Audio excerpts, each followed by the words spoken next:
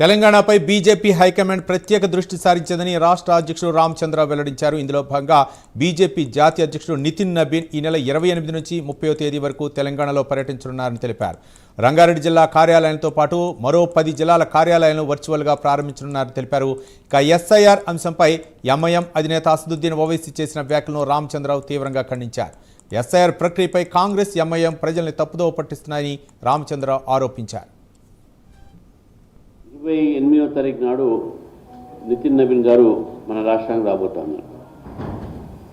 ఈ యొక్క రాష్ట్రంలో వారు రెండోసారి గతంలో మున్సిపల్ ఎన్నికల సందర్భంగా 3 రోజులు ఒక జాతీయ అధ్యక్షుడు తెలంగాణకు కేటాయిస్తున్నారంటే ఇది తెలంగాణ మీద ఫోకస్, తెలంగాణలో భారతీయ జనతా పార్టీని బలోపేతం చేయడానికి ఈరోజు అధికార దిశలో భారతీయ జనతా పార్టీ నడవాలని చెప్పేసి ఒక ఉద్దేశంతో జాతీయ అధ్యక్షుడు 3 రోజులు తెలంగాణకి ఇచ్చారు. వారికి ప్రత్యేకమైన ధన్యవాదాలు తెలుపుతూ తెలంగాణ ప్రజల తరఫు నుంచి కూడా నేను ధన్యవాదాలు తెలుపుతున్నాను.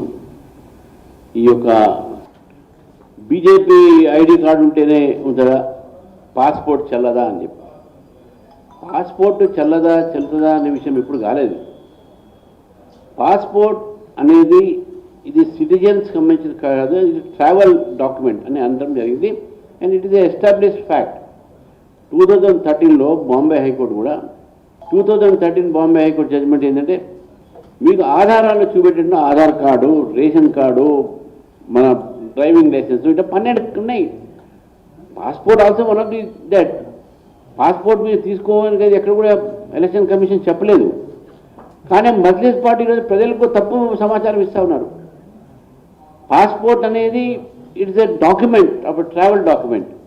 దాన్ని ఈరోజు ఇష్యూ చేసి అదేదో బీజేపీ వీళ్ళని పంపిస్తుంది, వీళ్ళ సిటిజన్షిప్ క్యాన్సిల్ చేస్తుంది. మళ్ళీ citizenship amendment act, national NRC, national register of citizens, ఇవన్నీ కూడా డిఫరెంట్ సబ్జెక్ట్. దానికి దీనికి ముడిపెట్టి అప్పుడు సిఏఏ యాక్ట్ అమెండ్మెంట్ అయినప్పుడు ఏ విధంగా అయితే పోలరైజ్ చేశారు మొత్తం సొసైటీని ఇద్దరు కాంగ్రెస్ పార్టీ మజ్లిస్ పార్టీ కలిసి, ఆ ప్రయత్నం ఇప్పుడు చేసే ప్రయత్నం చేస్తూ ఉన్నారు. Same thing they are playing the drama. So నేను ఇద్దరి యొక్క పార్టీస్ని కోరుతా ఉన్నాను. ముఖ్యంగా ఈవెన్ బీఆర్ఎస్ దాని మీద మాట్లాడేది, కానీ వాళ్ళు కూడా తప్పుడు ప్రచారాలు చేస్తూ ఉన్నారు.